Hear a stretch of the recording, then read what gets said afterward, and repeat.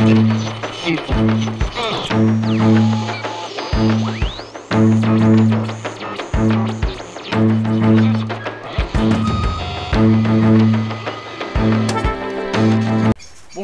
le Cercle des volontaires est aujourd'hui venu à la rencontre de Mesri Haddad. Bonjour Monsieur Haddad. Bonjour. Alors, vous êtes ancien ambassadeur de la Tunisie auprès de l'UNESCO. Vous êtes également et surtout un universitaire. Vous êtes également écrivain.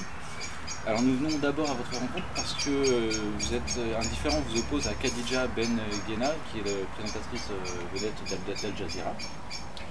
Alors vous avez eu des propos à son encontre vous avez tenu des propos à son encontre lors de l'émission Ce soir ou jamais, le 5 février 2013, où vous l'avez accusé d'avoir tenu des propos antisémites sur sa page Facebook. Oui, la personne que vous venez de citer, c'est le dernier maillon d'une machine qui est immense, qui est puissante, qui est la machine qatari. Parce que cette personne est présentatrice dans la chaîne Al Jazeera, et Al Jazeera, c'est la propriété exclusive de l'émir du Qatar. Donc qui dit Al Jazeera dit Qatar. Bon, oui, j'ai relevé, constaté, alerté d'abord par quelques amis,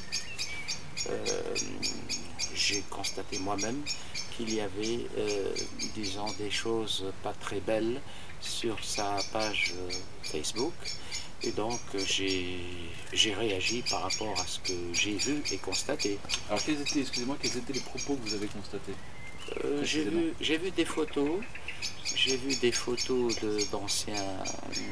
des photos d'archives que je connaissais, pour avoir vu ça il y a longtemps dans un livre paru en France en 87 qui s'appelle Le Croissant et la Croix gammée, un livre de Roger Faligot et Rémi Coffer qui parle justement de ces questions, c'est-à-dire le rapport de certains musulmans au national-socialisme.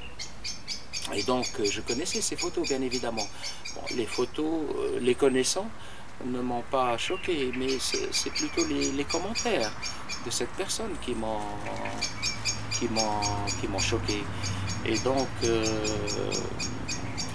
j'ai réagi en tant que philosophe,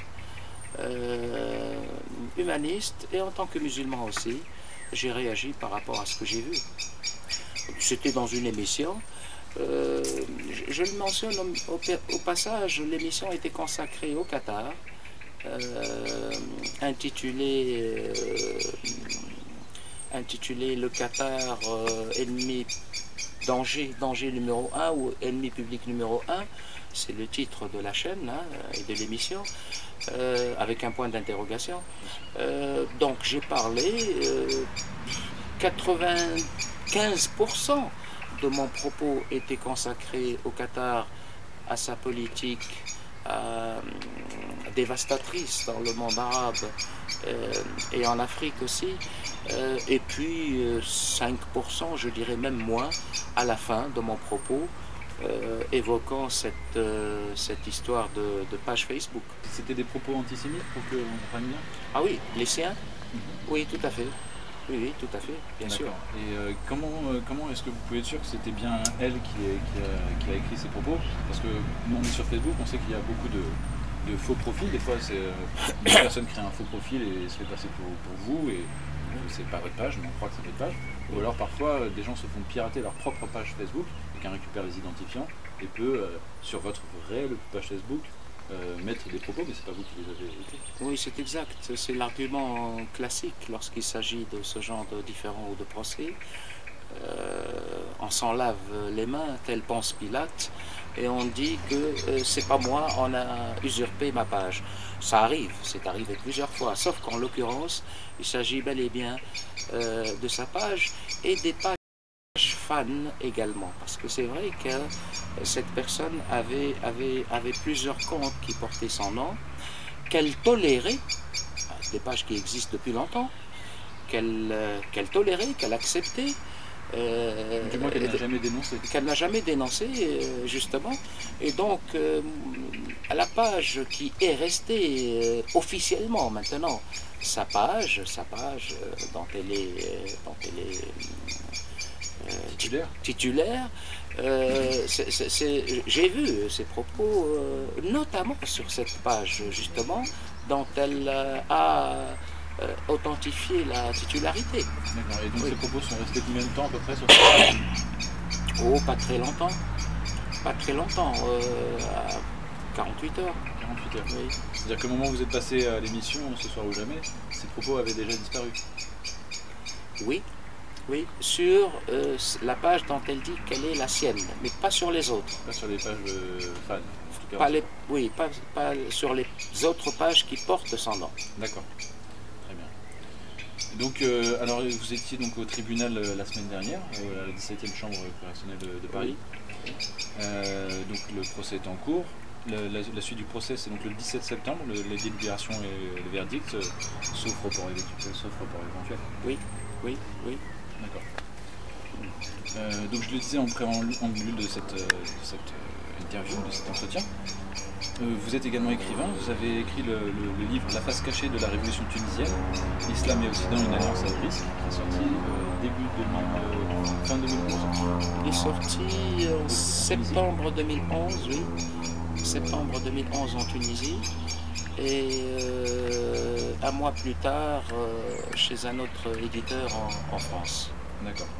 Donc, si j'ai bien, je n'ai malheureusement pas pu lire ce livre, mais nous étions rencontrés au Salon du Livre l'année dernière à propos de ce livre. Oui. Si j'ai bien compris votre propos, donc vous distinguez bien la révolte sociale tunisienne légitime, comme vous l'avez été légitime, de la révolution politique qui s'en est suivie, et avec notamment donc, la position de l'armée tunisienne qui a validé cette révolution politique. Oui, oui. Disons que j'ai compris, justifier et légitimer la révolte sociale, y compris dans son expression politique.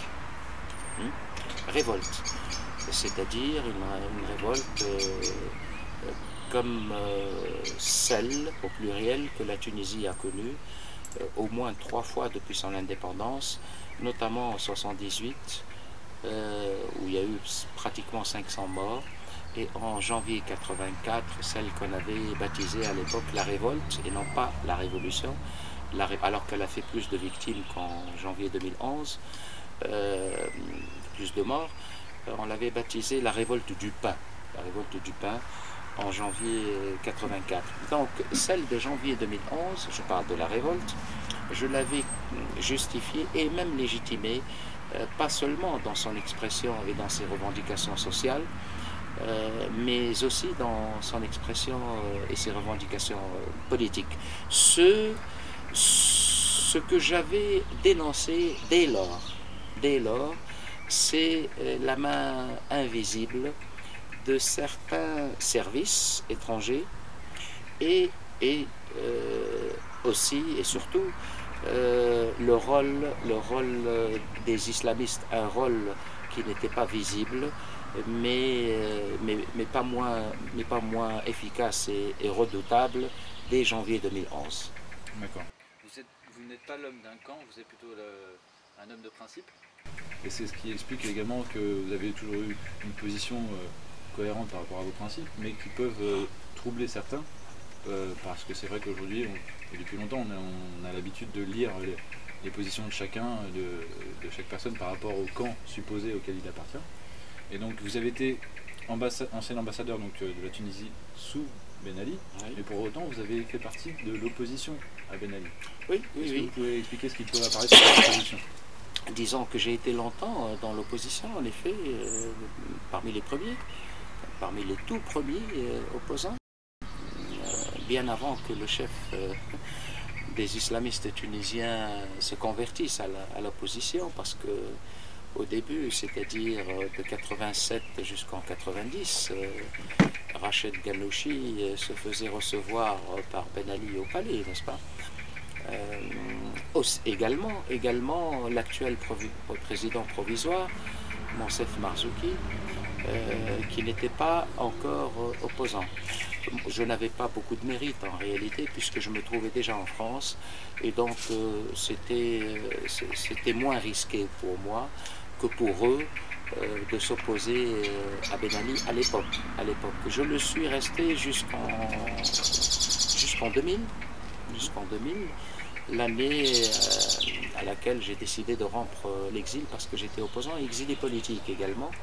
Et donc, pour des raisons multiples, j'ai décidé de rompre l'exil et de me mettre au service de l'État tunisien et non pas le régime tunisien, n'est-ce pas? C'est-à-dire en tant qu'indépendant, réformiste, jamais révolutionnaire, réformiste. Donc, j'ai tenté cette expérience dans un système que je pensais perméable aux idées nouvelles et aux réformes démocratiques. C'était peut-être une illusion de philosophe, mais ça valait la peine d'essayer, oui, d'essayer plutôt que de rester dans une opposition qui était phagocytée et complètement phagocytée par les islamistes. Alors pour autant, vous avez démissionné de votre poste d'ambassadeur auprès de l'UNESCO, oui, avant la révolte de 2011. Oui, disons avant la chute. Avant la chute du régime le 14 janvier, une journée avant. Donc je me suis désolidarisé en effet pour deux raisons. Principalement pour deux raisons. Un, je n'ai pas été écouté par les plus hautes autorités, c'est-à-dire Ben Ali lui-même, qui m'avait demandé mon avis le 10 janvier 2011. Je lui ai donné mon avis librement, les mesures à prendre, etc. Le discours à entretenir aussi face au peuple tunisien. Il n'en a pas tenu compte jusqu'au 13 janvier, c'est-à-dire jusqu'à son troisième discours. Donc ça c'est la première raison. La seconde, c'est le nombre de personnes tuées lors de ces manifestations. Donc je n'avais plus à me maintenir à un poste, même si c'est un poste assez loin quand même des sphères décisionnelles, hein. Non seulement j'étais ambassadeur, mais ambassadeur pas dans le bilatéral, mais dans le multilatéral et plus exactement à l'UNESCO, qui est une instance onusienne dédiée à la culture et à la science. Donc j'étais très loin des cercles du pouvoir, mais je me sentais quand même concerné. L'État tunisien aujourd'hui est en pleine mutation. J'ai entendu dire que l'endettement tunisien avait explosé, on parle de plus 600%. Est-ce que vous avez eu des informations à ce sujet? Oui. D'abord, il n'y a pas de mutation de l'État tunisien, il n'y a plus d'État tunisien. L'État n'existe plus. L'endettement, oui, en seulement 2 ans, hein, en seulement 2 ans, on a ruiné économiquement, on a ruiné le pays. La Tunisie est endettée aujourd'hui pour 20 ans. Pour 20 ans. Les crédits qui ont été accordés à la Tunisie ne l'étaient plus dans les conditions sous lesquelles l'État tunisien, avant cette révolution du jasmin, négociait ses crédits. Hein. Et donc ce sont des crédits qui ne sont même pas générateurs de projets, ce sont des crédits pour colmater les brèches. Vous voyez, c'est qui ne sont pas investis pour la création d'emplois, mais c'est pour remédier à la faillite de l'État. Vous voyez, c'est pour payer les fonctionnaires, alors que l'économie tunisienne, malgré tout ce qu'on a dit à l'époque sur l'économie tunisienne, c'est-à-dire toute la campagne de désinformation, l'économie tunisienne se portait nettement mieux que l'économie espagnole, que l'économie de l'Italie, en tout cas l'Italie du Sud, n'est-ce pas, que l'économie du Portugal. Je prends des exemples européens à bon escient. et à plus forte raison, elle se portait nettement mieux que l'économie grecque, oui, parce que l'État grec est un État en faillite, ce qui n'était pas du tout le cas de la Tunisie. Et la Grèce, malgré trois plans de sauvetage à coût de millions et de milliards d'euros, on n'a pas pu sauver l'économie grecque. La Tunisie faisait une croissance entre 3 et 5%. Le talon d'Achille de cette économie était bien évidemment la corruption. Mais l'économie tournait bien, elle générait des emplois, pas suffisamment parce que l'erreur stratégique en termes d'économie et de société en Tunisie, ça a été justement cette inadéquation entre,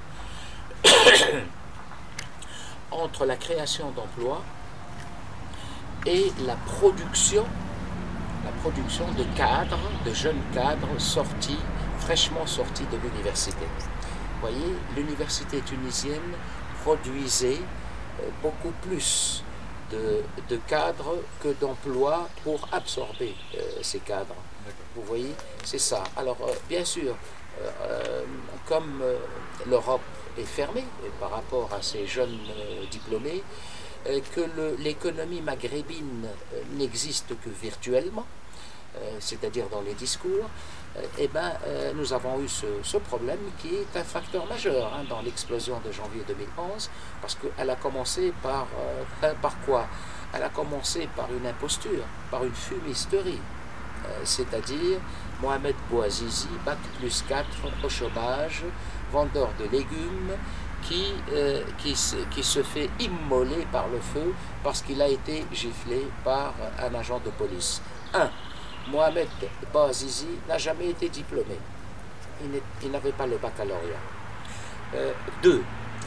Donc il n'était pas un jeune chômeur diplômé au chômage. Mais ça faisait disons, oui, signe mobilisateur.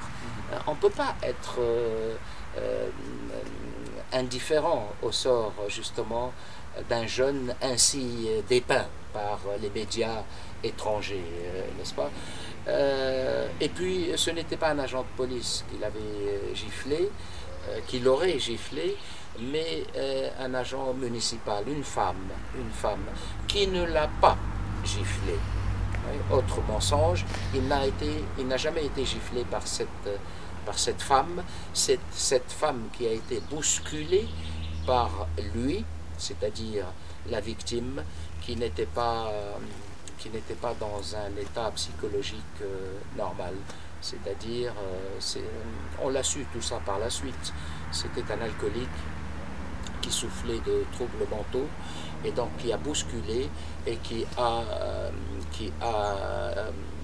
traité cette femme de tous les noms. Je vous fais l'économie de ces injures en arabe. Bref, ce n'est pas pour justifier sa mort, mais c'est pour expliquer ce qui est, c'est-à-dire la vérité. Ça a été dit, tout ça, à peine 2 mois après janvier 2011, ça a été dit en Tunisie, par des témoins.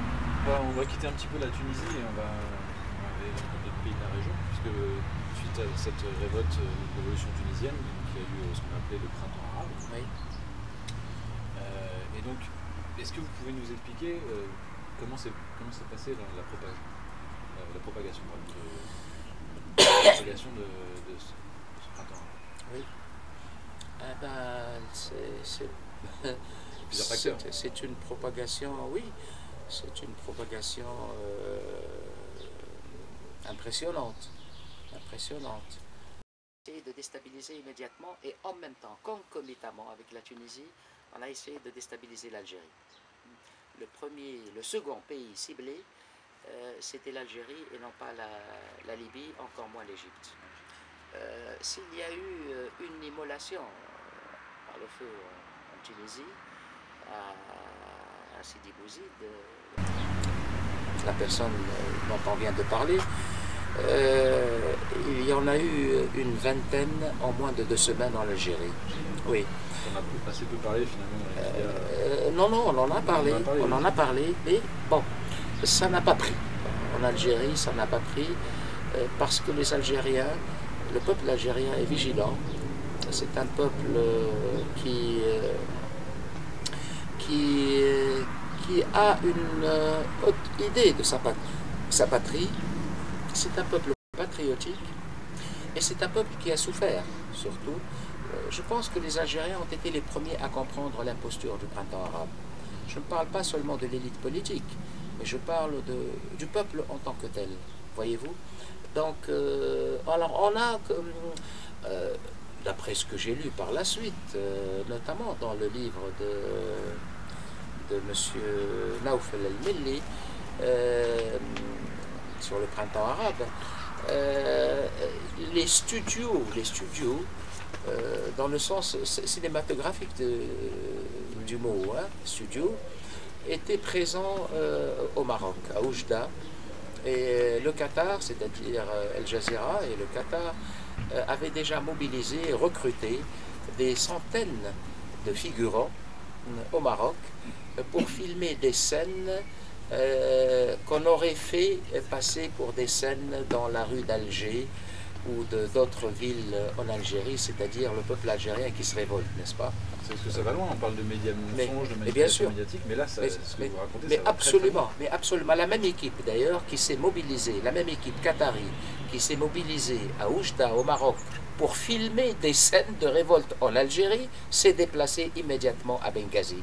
C'est cette équipe-là qui a filmé ce qu'on a appelé la révolte des Libyens à Benghazi. Et il n'y avait pas tout à fait une révolte à Benghazi. D'ailleurs, là, vous précisez à Benghazi, dans les médias, on disait juste la révolte libyenne. Libyenne. Oui. Non, on a dit au début que ça a commencé à Benghazi. Elle a commencé... On essaie de nous faire croire que c'était quand même la majorité des Libyens. Non, absolument pas. La majorité des Libyens soutenaient Kadhafi et son régime. Donc, je voudrais revenir juste 2 petites secondes sur justement la révolte populaire et le rôle de l'armée tunisienne par rapport à cette révolte populaire qui s'est transformée en révolte, en tsunami politique. Oui, oui. L'armée tunisienne a d'abord joué le rôle qu'elle devait jouer, le devoir qui était le sien, disons du 18 décembre 2010 jusqu'au 13 janvier 2011, c'est-à-dire une armée qui participe au maintien de l'ordre, qui doit traiter militairement toute menace extérieure. C'est ça le rôle de l'armée nationale. Ça a été celui de la Tunisie, avant de basculer dans ce que j'appelle, même si on peut me traiter de complotiste, dans ce que j'appelle le complot. Il y a eu un complot qui se tramait déjà au début janvier et qui est devenu effectif dès le 13 janvier de 2011. C'est-à-dire aider, comme l'a si bien dit d'ailleurs publiquement Hillary Clinton à l'époque, à partir de Doha, je me souviens, j'avais lu ça dans une dépêche de l'AFP, elle a déclaré le 12 janvier 2011, il faut aider Ben Ali à partir. Disons que certains officiers de l'armée tunisienne ont répondu à l'appel patriotique de Madame Hillary Clinton. J'aime beaucoup comment vous dites les choses. Alors, on va parler un petit peu maintenant du Qatar, parce que c'est vrai c'est dans la région, il y a l'Arabie Saoudite également, mais le Qatar avec Al Jazeera a une puissance de feu médiatique et une puissance économique non négligeable. Et on voit depuis quelques temps maintenant un balai politique des responsables de l'Occident qui font la navette au Qatar. Et puis de plus en plus d'investissements de ce pays-là, notamment en France. On voit le PSG qui s'est fait racheter. Oui. Hollande qui est en ce moment en Tunisie, mais qui était il n'y a pas très longtemps au Qatar. Oui. Quel rôle a joué donc le Qatar, parce qu'on parle même parfois de milices armées, entraînées ou en tout cas financées par le Qatar. Est-ce que vous pourriez nous en parler un petit peu plus de ce là aussi bien en Tunisie, en Égypte, en Syrie? Alors en Tunisie, vous avez évoqué l'Arabie Saoudite. Par rapport à l'Arabie Saoudite, qui n'est pas ma tasse de thé non plus, parce que c'est un pays wahhabite, l'Arabie Saoudite, objectivement parlant, n'a joué pratiquement aucun rôle dans la cellule mère du printemps arabe, c'est-à-dire la révolution du jasmin. C'est le Qatar qui a joué un rôle déterminant dans la révolution du jasmin en Tunisie. Alors, l'Arabie Saoudite est entrée en ligne de compte à partir de la croisade menée contre la Libye et par la suite en Égypte et surtout, bien évidemment, en Syrie. Alors, le Qatar n'a pas joué seulement un rôle médiatique, c'est-à-dire un rôle d'intoxication et de désinformation par le biais d'Al Jazeera. Al Jazeera qui était, je parle au passé parce que ce n'est plus le cas aujourd'hui, Al Jazeera qui était disons la divinité la voix du monde arabe. Du monde arabe, oui, ce n'est pas seulement une télévision, c'est pas un pouvoir médiatique, comme je l'ai souvent dit, Al Jazeera, c'est un pouvoir hypnotique sur l'opinion arabe. Ce n'est plus le cas aujourd'hui, parce qu'Al Jazeera a été très loin, c'est-à-dire elle a pris quand même les Arabes pour ce qu'ils ne sont pas.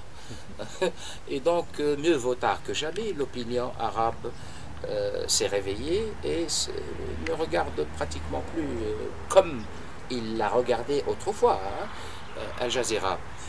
Pas seulement un pouvoir médiatique et hypnotique, mais un pouvoir diplomatique, financier et même militaire. Le Qatar, vous vous souvenez, quand on s'est vu la première fois à la foire du livre, j'ai publiquement accusé le Qatar de crimes contre l'humanité par rapport à la Libye et par rapport à la Syrie. Eh bien, je réitère cette accusation. Je la réitère aujourd'hui, d'autant plus que les deux criminels de guerre viennent d'être remerciés par leur maître anglo-américain, c'est-à-dire l'émir du Qatar et celui qui faisait office de Premier ministre et de ministre des Affaires étrangères, puisqu'il y a eu un changement au Qatar et que l'émir a été contraint d'abdiquer au profit de son fils. Je vous dirai à la fin pourquoi. Le Qatar a joué ce rôle en Libye en allant un peu trop loin dans le soutien aux fractions islamistes et même terroristes. C'est d'ailleurs à cause de ce rôle joué par le Qatar dans le printemps arabe en général, mais particulièrement en Syrie, que le bien-aimé émir du Qatar et son premier ministre ont été remerciés par l'administration américaine, c'est-à-dire contraints d'abdiquer pour un jeune. Je ne m'attends pas à un grand changement, mais je m'attends en tout cas, il faut voir les raisons pour lesquelles ils ont été remerciés pour, en termes de prospective, envisager un changement éventuel au Qatar. Les raisons sont à mon sens, l'échec du Qatar dans la destruction du régime syrien. Je dis bien l'échec parce que cet émir et son premier ministre avaient promis il y a 2 ans à leurs alliés occidentaux et principalement au Royaume-Uni et aux États-Unis que ça sera une question de 3-6 mois. Première raison, le régime tient encore, et il tient encore parce que les Syriens, le peuple syrien soutient leur État, n'est-ce pas? La deuxième raison, c'est que les Américains ont donné, disons, 2 centimètres d'autonomie pour le Qatar. Comme la rationalité bédouine est imprévisible, cet émir s'est octroyé 2 kilomètres d'autonomie. Je m'explique.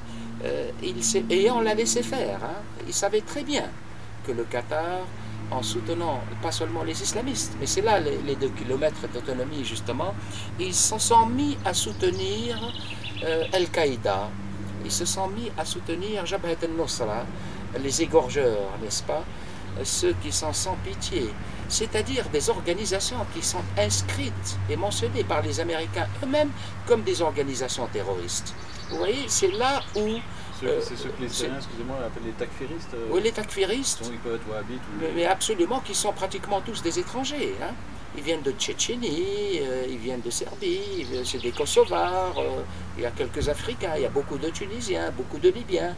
Ce sont tous des djihadistes d'importation, payés, financés et armés par le Qatar et par l'Arabie Saoudite dans le cas de la Syrie. Et dont certains ont connu d'autres théâtres d'opération, d'autres guerres, parce que les pays que vous mentionnez, mais absolument. Oui, c'est des anciens d'Afghanistan, bien sûr, bien sûr. C'est là où le Qatar a été un peu trop loin, disons, dans ce qu'on lui a autorisé de faire. Voyez-vous?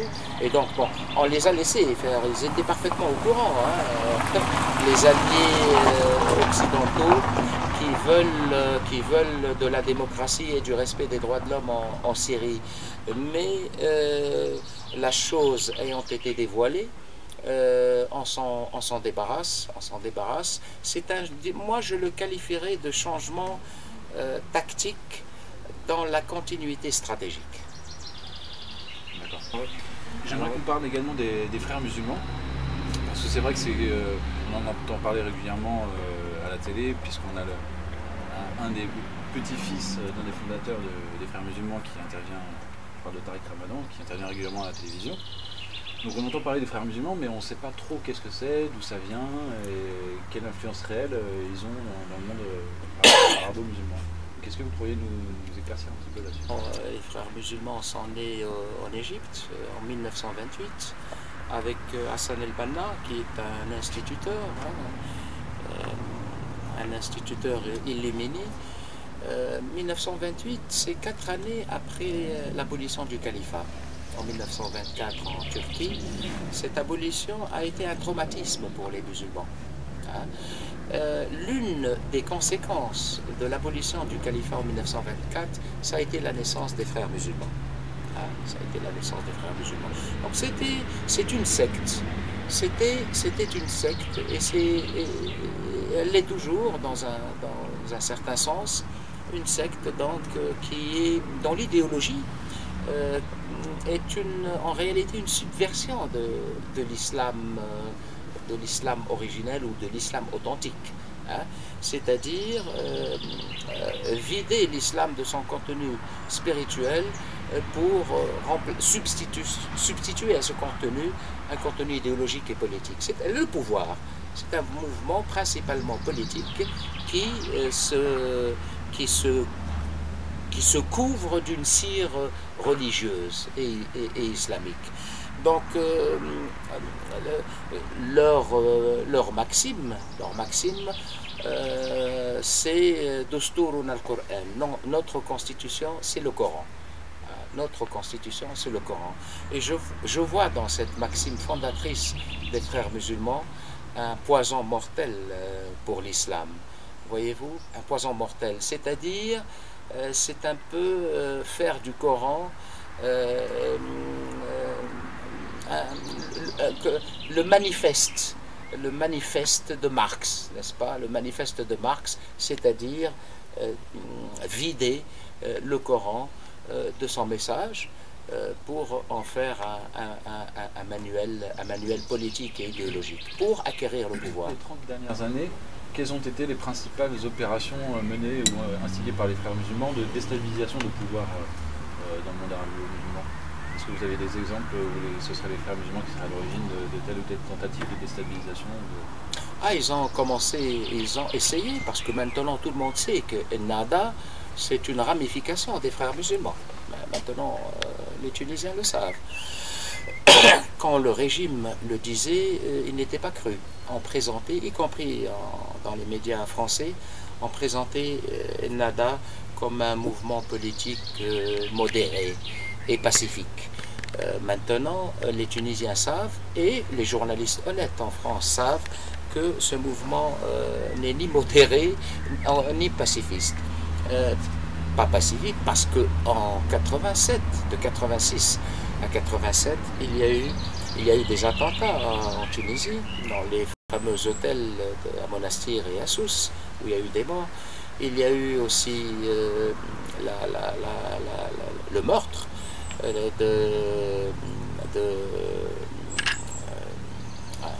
dans une section du parti au pouvoir à l'époque. On avait tué justement un peu comme Mohamed Bouazizi, mais la personne ne s'est pas immolée toute seule, on l'a aspergée d'essence et on l'a brûlée. C'était des islamistes, ils l'ont reconnu eux-mêmes après leur prise de pouvoir. Certains en tout cas ont eu l'honnêteté de dire oui, que c'était nous et c'était une erreur. Aussi bien les attentats à Monastir, dans les hôtels, que ce meurtre par le feu commis à Tunis. Bref, et puis il y a eu beaucoup d'autres choses de ce genre. Donc, ils ont essayé entre 85 et 87 de prendre le pouvoir et de destituer Bourguiba à l'époque. Bon, Ben Ali a pu court-circuiter ce projet et prendre le pouvoir. Maintenant, il le sent par d'autres moyens, et grâce à la révolution du jasmin, c'est un caprice de l'histoire. D'accord, alors c'est vrai qu'ils sont assez mystérieux, ces frères musulmans. Est-ce que vous pourriez nous donner quelques analogies et quelques différences par rapport à un autre mouvement un peu mystérieux qu'on connaît un petit peu plus en Occident, qui est la franc-maçonnerie? Quelques différences et quelques points communs. Écoutez, il y a des similitudes troublantes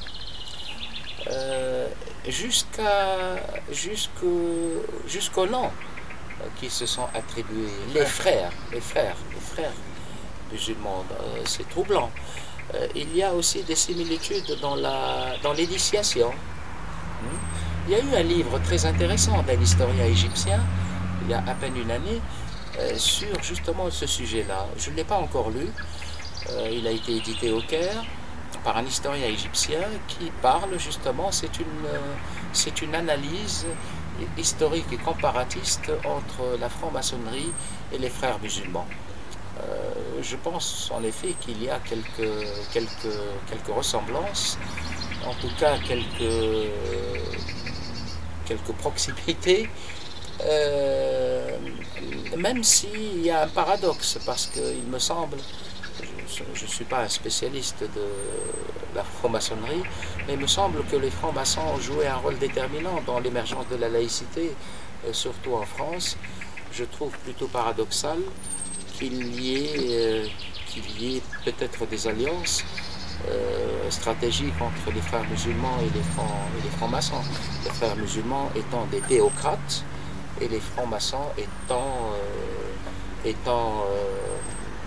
pour la discussion et la laïcité. Pour la laïcité, la tolérance, les droits de l'homme, etc. Donc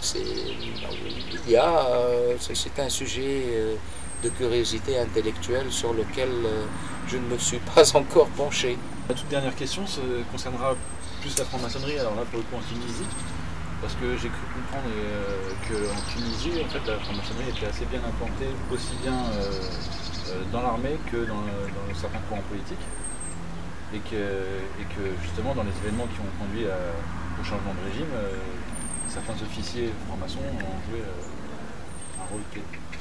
Vous n'avez pas eu d'informations à ce sujet? Je n'en ai pas eu, mais en Tunisie, vous savez, toutes les ONG, toutes les sectes, tous les services de renseignement circulent librement en Tunisie depuis janvier 2011.